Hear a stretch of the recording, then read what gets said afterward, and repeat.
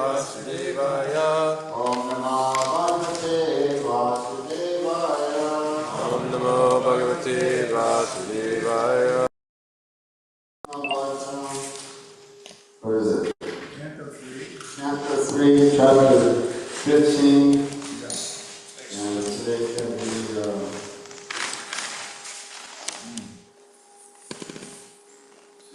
about the sun and the darkness.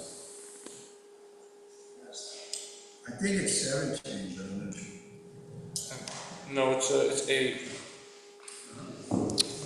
That's 8? We did it? Oh, we did it yesterday. Yes. Oh yeah, we did do it yesterday. No, you weren't there.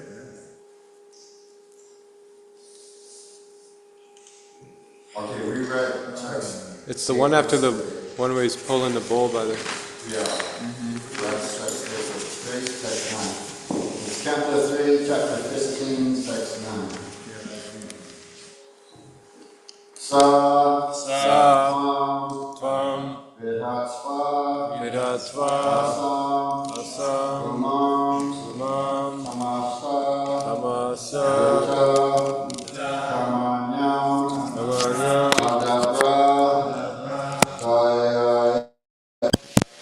Drishya Apanan Aharishitam Satvam Vidhatsvas Asambhumams Tamasa Lupta Karmanam Adapradayaya Drishta Apananaharaskitam Svatvam Vidatsva Asambhumams Tamasa Lupta Karmanam Adabradayaya Drishya Apanan Arhahishchitam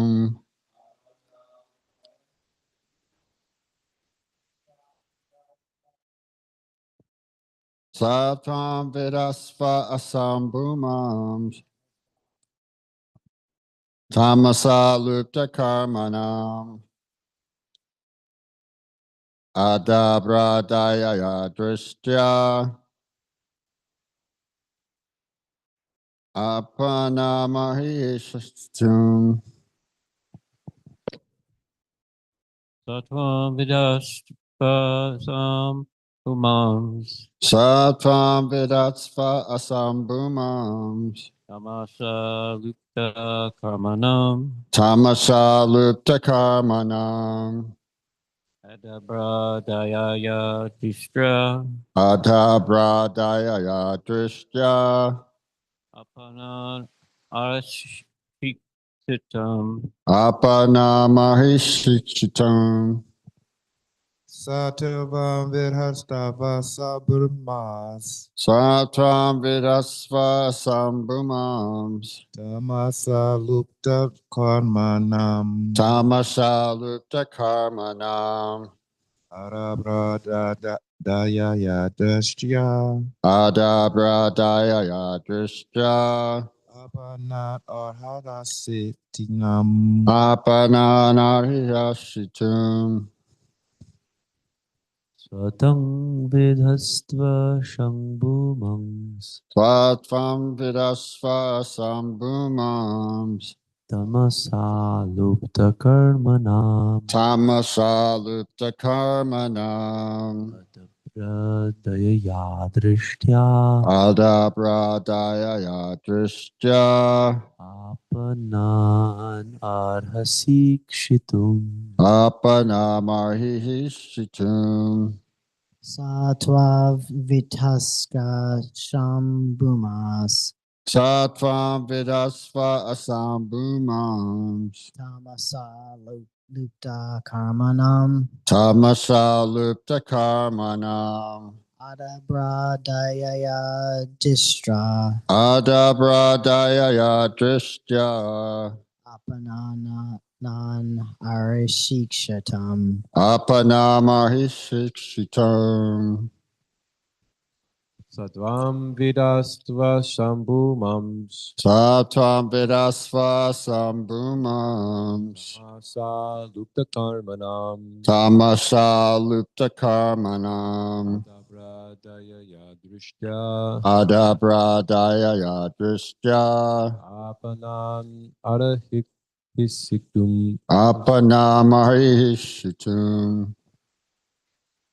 Satvam vidhasva shambhumams. Satvam vedasva asambhumams. Tamasa lupta karmanam. Tamasa lupta karmanam.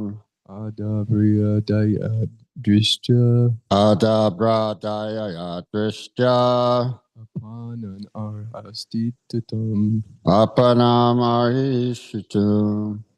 Satam vidhatsvasham bhumams. Satvam vedasva asambhumams. Tamasalupta karmanam. Tamasa lupta karmanam. Adabradaya drishtya. Adabradaya yadrishya. Apanam arhasikshitam. Apanamahishitum.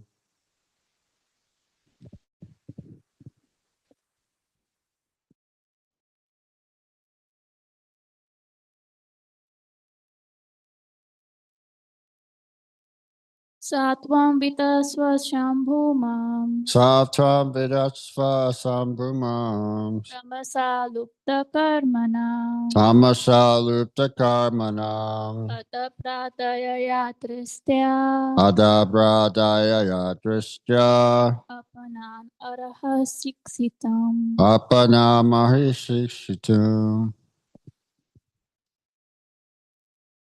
So everyone chanted, anyone online like to chant, or are Maharaj and Rishi plugged in? Other than that,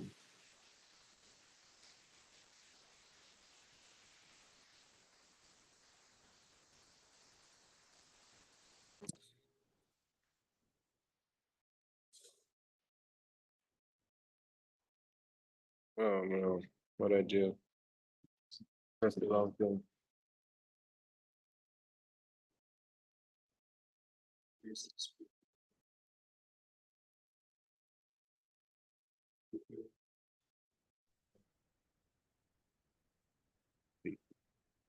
Hold on, sorry. Okay, we're ready. Satvam vidhatsva shambhumamsh. Tamsa lupta karmanam. Adhabradaya yadrishya. Apanan arhasikshitum.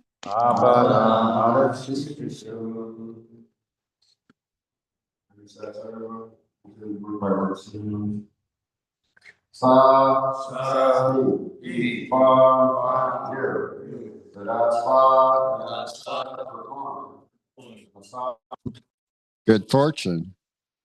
Bhuman, O great Lord. Tamasa, by the darkness. Lupta, have been suspended. Karmanam, of prescribed duties. Adabra, magnanimous, without reservation. Dayaya, mercy. Dristya, by your glance. Upon us, the surrendered. Arhashi, are able. Ikshitim, to see. Translation and purport by His Divine Grace A.C. Bhaktivedanta Swami Srila Prabhupada. The demigods prayed to Brahma, please look upon us mercifully, for we have fallen into a miserable condition. Because of the darkness, all our work has been suspended. Because of complete darkness throughout the universe, the regular activities and engagements of all the different planets were suspended. In the north and south poles of this planet, there are sometimes no divisions of day and night. Similarly, when the sunlight does not approach the different planets within the universe, there is no distinction between day and night. Yeah, so they were talking a lot about the sun. When in some previous verses, Sadhuputna, he gave the class, and he was saying, and he's such kind of scientist, right? So he was saying, so you see why they asked me to give class on this verse this morning. They're talking about the sun. So now we're talking about the sun again. So they were talking a lot about the sun. Like there's a lot more detail.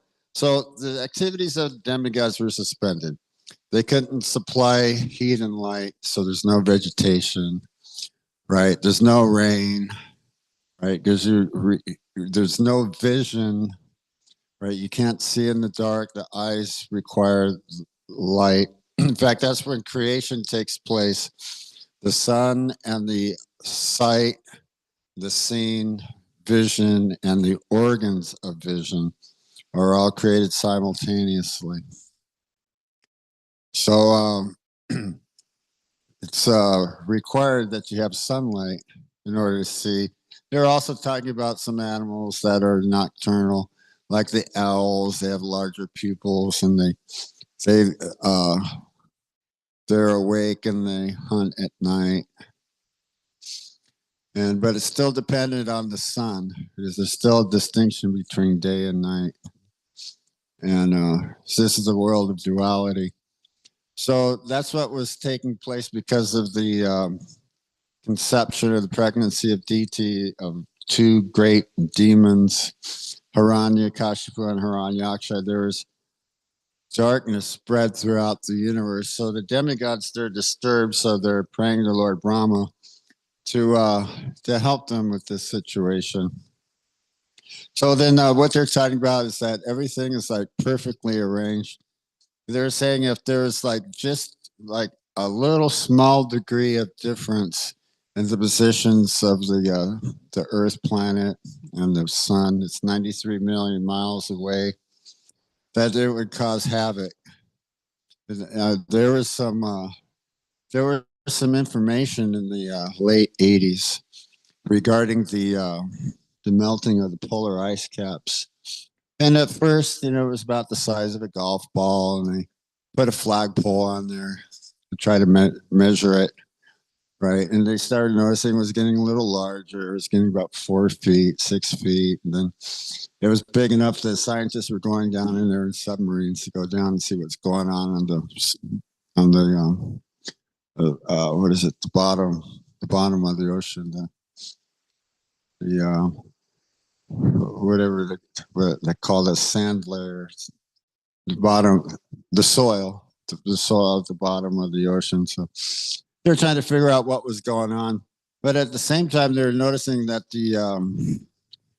at the equator was cooling off a little bit, but it was getting a little warmer along the sides of the equator, right? So they're determining that actually the Earth was actually shifting on its poles. That was right around when they discovered that the ozone layer had been damaged due to auto exhaust. Yet whatever the demons do, they don't make very good decisions. They had some way of, they had electric cars and they had water driven cars, but along came the gasoline, right? So apparently I guess they considered it a little more convenient or something. Jai Gaur Nitai Ki Jai. So the demons, they do this. They make really bad decisions, even in spite of all the research and investigation that they pour into stuff, and it proves detrimental and it's no good and it's harmful. They still go with that decision with their so-called solutions. So that's the demons. They create something that destroys themselves. So that's what's happening with Hiranyakashipu and Hiranyaksha. They're so puffed up. They think they're so great. They can, that was what they're talking about. The business of the demons is killing. So the business of Hiranyaksha and Hiranyakashipu were killing. They're even killing even the demigods. So that was the situation. So um, the demons, yeah, they're killing everything else, everybody else, including themselves, because that's the nature of the demon mentality. Oh yeah, so Krishna was explaining like all these different divine and demoniac qualities in Bhagavad Gita, but he tells Arjuna, "Oh, don't worry, Arjuna, you're of the divine nature," like that. So, but he was explaining like arrogant, self-centered, conceit. Actually, they were thinking themselves actually more powerful than Vishnu. Hiranyakashipu, he was always thinking inimically about Lord Vishnu because Lord Vishnu, in the form of boar, killed his brother Hiranyaksha. And they're actually twins. So they're twins born. Let's see, maybe as I jog my memory, maybe I could think about it a little bit more. Oh yeah, they were talking about in the Brahma Samhita, the moon and the sun are considered to be the eyes of the Lord. So the sun is really important, is that it actually is the eyes of the universal form of the Lord. So it sees everything, is impartial, distributes its rays and heat, even on the houses of the untouchables, the chandalas. Oh yeah, they were talking about this other thing. Is that basically the ocean water is like 98 point something percent pure, but it's filled with salt. You can't drink the salt water; it will kill you. Right. So the salt is actually preserving the water, and the water is actually like 98 something percent pure. And then, according to the proper conditions, which requires the sun will evaporate the water. The water will be carried in the air in a specific way in the clouds by nature's arrangement. And then, in a specific, the right time, the water will be released from the clouds, and Prabhupada said it's distilled water, it's pure water. Prabhupada was referring this in the Reservoir of Pleasure. He was referring this to as the spiritual soul is originally pure, and it comes down into the material world. And just as the distilled water comes down in the form of rain and mixes with the mud and becomes colored, so a living entity, although originally pure or clear, is colored by the three modes of material nature. Like that, goodness, passion, ignorance, and then becomes covered. So basically, the nature of the living entity is that we don't have any recollection of our past lives. We're in this. We're really identifying with this too. Especially, that's the term I was trying to come with. A breakneck speed, going here and there aimlessly, wandering around in a confused existence, identifying oneself with the material body. Right, which is basically a machine made of material energy. But we don't have any recollection of our past lives. Where they were talking about how trikalagnya, they use the term pre-member to know the future, right? So what they're saying. Oh yeah, so we have the only information that we have of our future lives is that if we act in a certain way or we see certain individuals acting in a certain way or what their specific condition is in this lifetime. A great military man, or a great politician, president, king, prime minister, right? Or the drunkard sleeping under the trees outside somewhere. His clothes aren't clean. He's sick all the time. He's definitely in mode of ignorance, sleeping like a dog. So you can, by the Shastri Chakshasha, by the eyes of Shastra, we can understand that these persons, they'll become take birth in lower species in their next life. A dog or some other lowly form. I see these possums sometimes. Sometimes they look like they got run over by a car in the middle of the street. How much of a chance actually it is actually run over by a car. But that's the thing, possums play dead. But their business is sleeping and playing dead, and so I see those around. So we see that the lower species are there. And Prabhupada was saying that life is not a sport, right? It's not like everything that you can get and gain in this lifetime, right? But that it's a continuum, that the spiritual soul is carried into another body at the time of death, as the same way that the air carries an aroma. Prabhupada was saying that, the air, it travels over a filthy place, so it carries that filthy aroma, or the air, it passes over the rose bush and carries the fragrance of the rose. So he said, we could develop a fragrant next life, go back home, back to Godhead, by engaging in devotional service in this lifetime. Someone, I think it was a reporter or someone asked Prabhupada, well, what if you found out that you actually really made a mistake, right? He goes, well, Prabhupada said, well, this still is a nice way to live, isn't it? Even according to the material standards, it's a nice way to live. Oh, yeah, they were talking about like how, we're rising at the Brahma Muhurta hour. So the Brahma Muhurta is the most auspicious time of the day. Right. But he was talking about, you don't find people rising early in the morning to go to the casino or to go to the movies or restaurants or, the brothels, the naked dance show at 4 in the morning, the Brahma Muhurta. They're not so fired up. I can imagine, because I was trying to think where would be 24 hours, someplace like maybe, what's that place? Oh, I guess it's in Holland. Amsterdam. Is that actually a city? That's the city. That's the place where everything's legal. Right. Drugs and prostitution in Amsterdam. It's like some sort of neutral.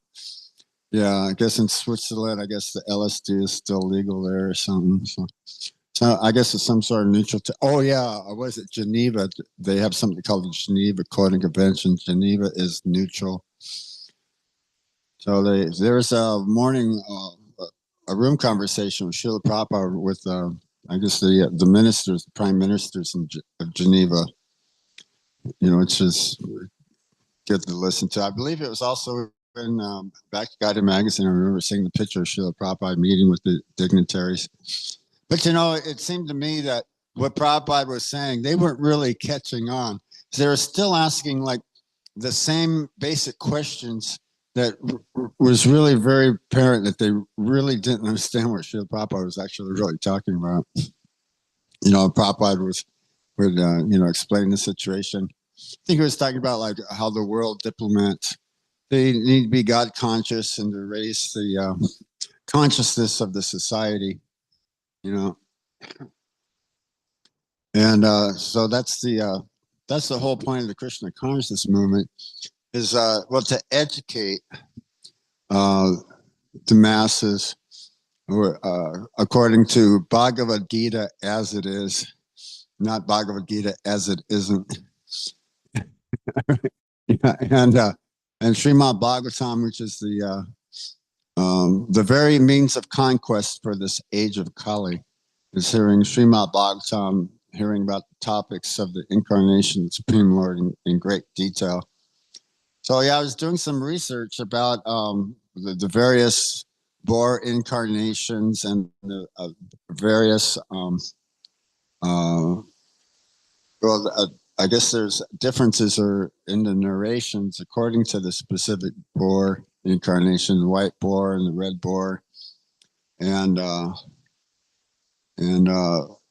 Nrsimhadev and Hiranyaksha. So these are eternal pastimes. What we're going to be getting to, this is a description of the kingdom of God. the four Kumaras, they decided that they were going to remain brahmacharis. Brahma was getting kind of frustrated. He wanted to populate the universe, so he needed some progenitors. And the four Kumaras, they were impersonalists in the beginning, and they became devotees by tasting the tulsi and smelling the incense.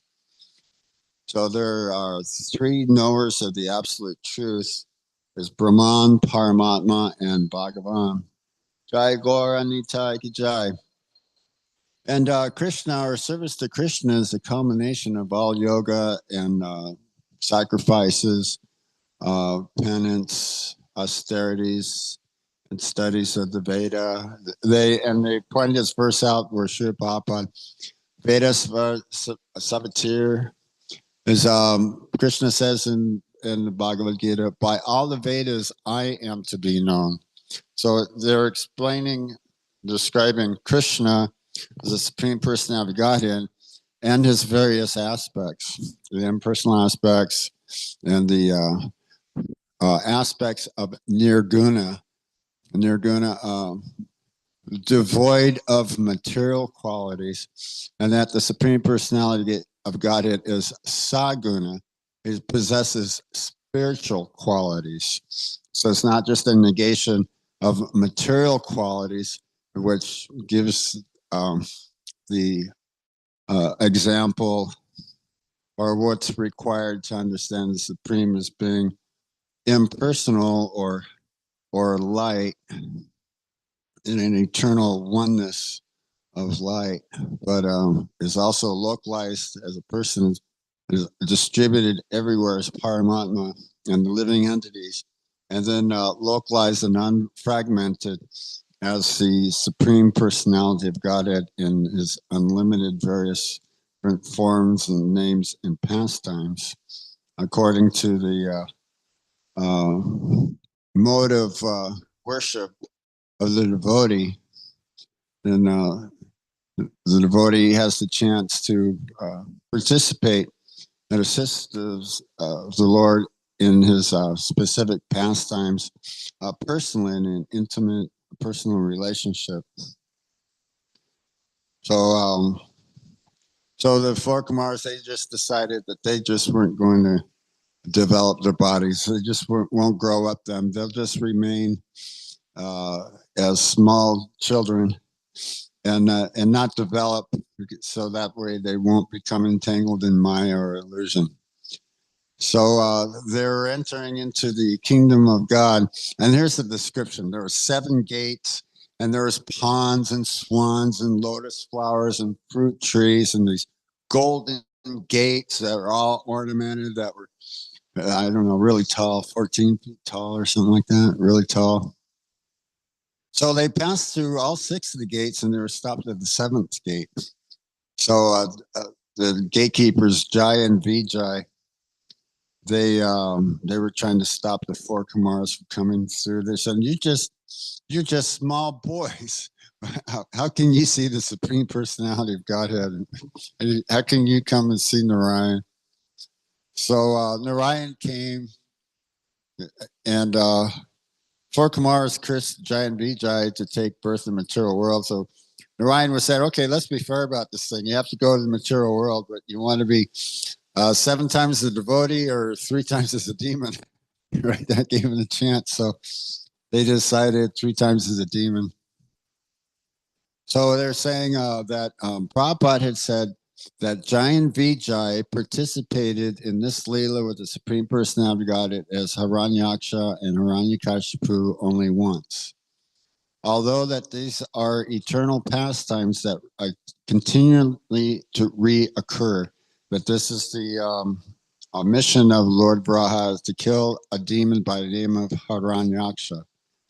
So this continues through the Lord's Leela avatar as Lord Braha, but Jai and Vijay, they participated in this pastime once. And so then they became Ravana and Ravana's brother. Do you know what Ravana's brother's name was? And then in Krishna Leela, Right. I always thought it was Kamsa, but it's not Kamsa. It's Sishupal and Dantavarka. Dantavarka, Sishupal, and did I say Dantavarka? Uh-huh. Yeah, Dantavarka, yeah. So those are that was Jai and Vijay and Krishna Leela. And then Madhavinda Puri, he was here. He's one of ISKCON scientists. He writes for As magazine, worked with Sadhu Pluton. And he said that Jai and Vijay, they were a guest appearance. This was right because they said 3 times as a demon, but they appeared as Jai as who were the 2 drunkards? Yeah, Jagai and Madhai. Yeah, they appeared as Jagai and Madhai.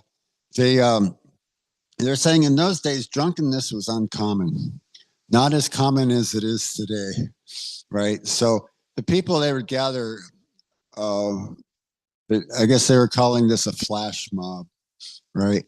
All of a sudden they're just there, they're all around you, they're studying you, they're looking in. It's like, you kind of wonder just exactly what's going on. They're just kind of admiring you, just kind of checking you out, but their intentions are kind of concealed, just kind of so that's what happened. A flash mob showed up around Jai and Vijay.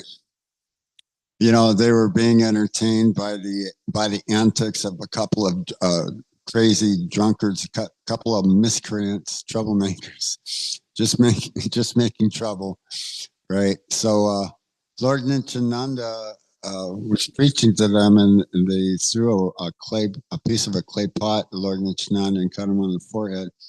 So Lord Chaitanya, he was going to come and summon up the Sudarshan chakra. Lord Nityananda, he reminded Lord Chaitanya that in this incarnation, we're killing the demoniac tendencies.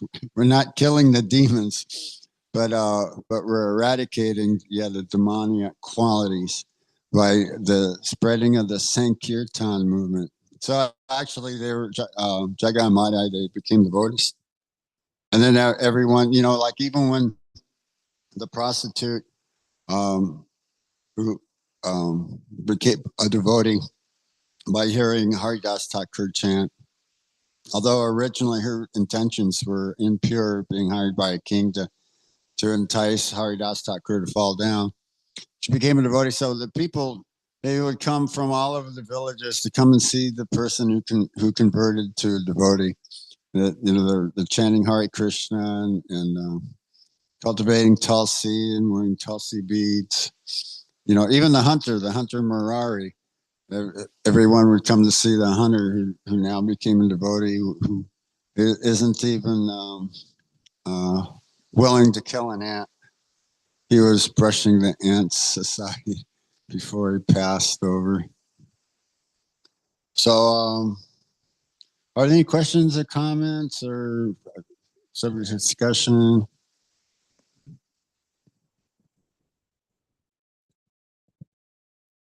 So yes, it's just like the Jaya and Vijaya. It's all throughout the Srimad Bhagavatam. It seems like that many that are blessed end up falling into curses, and many who are cursed end up, becoming blessed. Can you comment on that? Oh yeah, like persons that get cursed, like Narada Muni, to take birth as a Sudra. It's even in Mahabharata too, where Urvasi was cursed by the spiritual masters, Brihaspati, in the heavenly planets to take birth. She's the original mother of the Pandavas. There was a great debate coming up, and 2 great sannyasis in the spiritual world, in the heavenly planets, Brihaspati and Shukacharya. No, not Shukacharya. I'd have to remember what their names were. Maharaj explained this a couple of times. So no, they weren't pleased with Urvasi, right? They had a great debate coming up, so they were practicing celibacy, they were retaining their conservation. And one of the what do you call it? Elements or features. One of the features of the heavenly planets is that if you happen to see Urvasi, you'd Pastor Salmon. So that's what happened to these great sannyasis. They had a big debate coming up. So they weren't very happy about that. So they cursed Urvasi, and she's the wife of Lord Indra. So they cursed Urvasi to take birth as a Sudra. So she was the daughter of a fisherman, let's see, Satyavati, right? And Bhishma's father desired to marry her. So there was, so this is how this whole thing started.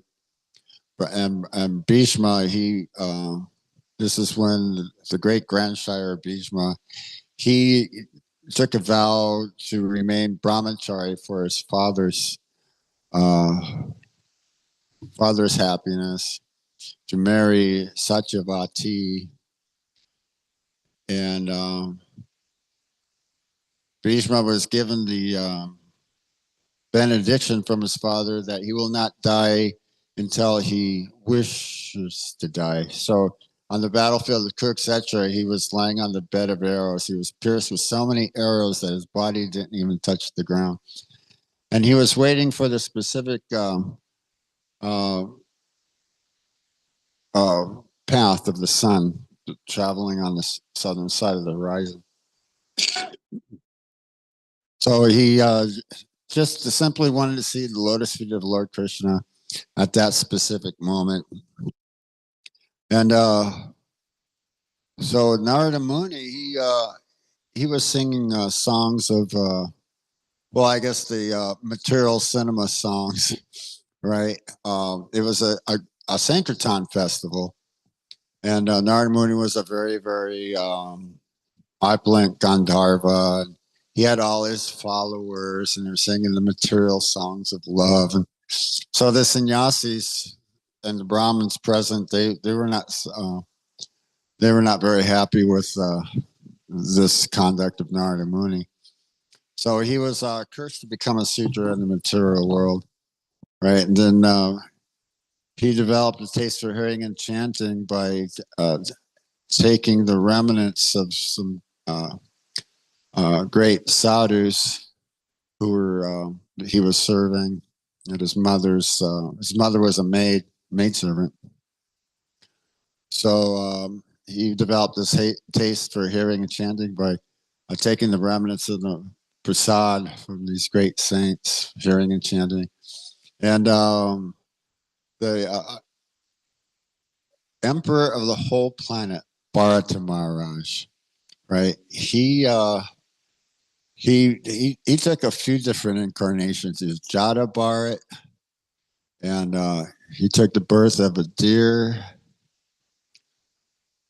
And so he didn't go back to Godhead right away, even though he was the emperor of the whole planet. The whole planet is called Bharata Varsha. So this is explained in Srimad Bhagavatam, how he was attached to a deer, and he took the birth of a deer, and he was just hearing the chanting, and discussion of the Supreme Personality of Godhead of great sages. And then as Jadabhart, he just did everything opposite. So everyone thought he was like deaf and dumb, illiterate. They even tried, some dacoits even tried to offer him as a man animal because their man animal escaped. So they're going to offer him to the goddess Durga. Right. So, but then when he spoke with King Rahuganath, he spoke such great words of wisdom that King Rahuganath, he was amazed. He said, "You must be a great saint, a great sadhu." Like that. So he didn't want to become attached to the material world any longer. Yeah, he became a what's called a Python devotee. People would just come and feed him and clean him up. like that. So yeah, the Srimad Bhagavatam is filled with that, where persons, well, Dhruva Maharaj is going to, it's actually considered a heavenly planet. Oh no, a spiritual planet, but it's a heavenly planet in the material world. It's Dhruva Loka. It's Svetva Dweep, where the Supreme Person of Godhead resides as Kishore Dakshai Vishnu. It's the pole star. So that's what they're talking about. What Sabna Puja was talking about. Get back to the sun in this verse here. He was saying that Prabhupada is telling us in Srimad Bhagavatam that there's only one sun within this universe. It's not that within this universe there's all these different galaxies and other types of solar systems where there's more than one sun. So basically, it's just one sun, and this sun, according to its orbits and its path, it's visible in all of the other planets within the material universe, according to their specific perspective and their positions. That's explained in Srimad Bhagavatam because Maharaj Prishkat asked a specific question. He says, first of all, you said that this planet was on this side and the sun is over here. You know, he was explaining the positions. He says, and now you say it's over on this side, right? And then what Sukadeva Goswami mentioned that the universe is in constant flux and constant movement. And according to a specific perspective, then these will be on one side or the other. But it's all perfectly correct according to the orbit of the universe. So that was another thing that Sabna put there, pointed out. But yeah, did you have any examples of that? Living entities being cursed from the heavenly planets coming down to the lower planets. Here on the earthly planet, the living entities, so it's just like a ping pong ball, or what are those things? The metal ball kind of hits all the things and it goes ting, ting, ting, ting, ting, ting, ting, ting, ting, ting. And even plays a song on its way down. Right? So they have, people falling from the heavenly planets, come to the earthly planets, get involved in, even though they may take birth as aristocratic family, they engage in sinful activities. And this is a Vedic universe. That's just it. Is that we're seeing this fake mirage of this strange place that we're looking at has some other form to it, right? And we're taking this as being reality, being confused about our identifications being misidentified as the material body instead of the spiritual self. So they get caught up in this illusion and engage in sinful activities. So then again, that like what Lord Kapila Dev was saying, is that they again go to hell as before, right? So it's a descending process going down in the hellish planets. And the purpose of the hellish planets is to rectify the living entities. Time goes really, really slow, and it's like these above the top tortures for your punishments for your sinful activities.